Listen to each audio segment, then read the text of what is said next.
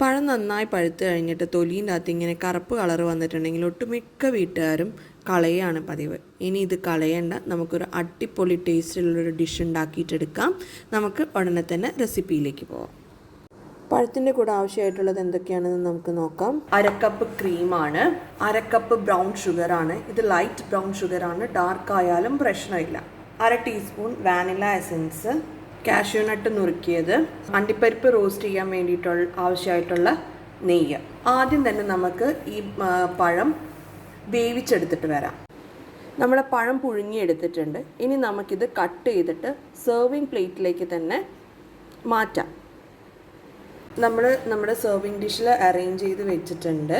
ഇത് കട്ട് ചെയ്ത് വെക്കുന്നതിൻ്റെ കൂട്ടത്തിൽ ഒരു പാത്രത്തിൽ നമ്മൾ വെള്ളം തിളയ്ക്കാൻ വേണ്ടിയിട്ട് വെക്കണം. ഞാനിവിടെ കുറച്ച് വെള്ളം തിളപ്പിക്കാൻ വെച്ചിട്ടുണ്ട്. അതിൻ്റെ മുകളിൽ വേറൊരു പാത്രം വെച്ചിട്ട് ഡബിൾ ബോയിലിംഗ് മെത്തേഡിൽ നമ്മൾ എടുത്തു വെച്ചേക്കുന്ന ബ്രൗൺ ഷുഗറും പിന്നെ ക്രീമും കൂടി ചേർത്ത് കുറച്ച് വാനില എസൻസും ഒഴിച്ച് കുറുക്കിയെടുത്തിട്ട് വരാം.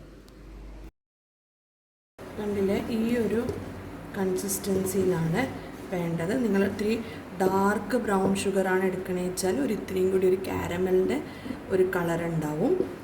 തണിഞ്ഞു കഴിഞ്ഞിട്ടുണ്ടെങ്കിൽ ഈ സോസ് ഒന്നും കൂടി കട്ടിയാവും. ഇനി ഇത് വാങ്ങിച്ച് വെക്കുക. എന്നിട്ട് നമുക്ക് അണ്ടിപ്പരിപ്പ് റോസ്റ്റ് ചെയ്തെടുക്കാം.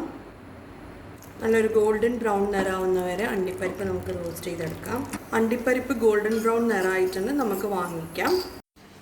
നമ്മൾ ഉണ്ടാക്കി വെച്ച ടോഫി സോസ് പുഴുങ്ങി മുറിച്ച് വെച്ച പഴത്തിലേക്ക് ഒഴിക്കുക. ബാക്കി ഉണ്ടെങ്കിൽ എയർ ടൈറ്റ് കണ്ടെയ്നറിൽ എടുത്തു വെച്ചാൽ മതി. ഒരു 5-6 ദിവസം വരെ കേടാകില്ല. ദോശയ്ക്കൊക്കെ കറിക്ക് പകരം നമുക്ക് കുട്ടികൾക്ക് കൊടുക്കാം. ടോഫി സോസ് ഒഴിച്ചു കഴിഞ്ഞതിന് ശേഷം നേരത്തെ റോസ്റ്റ് ചെയ്ത അണ്ടിപ്പരിപ്പ് കൂടി ഇതിന് മുകളിലേക്ക് നമുക്ക് വിതറി വെക്കാം. ഇനി പഴം കറുത്തുപോയി എന്ന് പറഞ്ഞിട്ട് ആരും കളയാൻ പാടില്ല. അപ്പോൾ ഒരു പുതിയ വീഡിയോയുമായിട്ട് നമുക്ക് അടുത്ത് തന്നെ കാണാം. Till then bye, stay safe.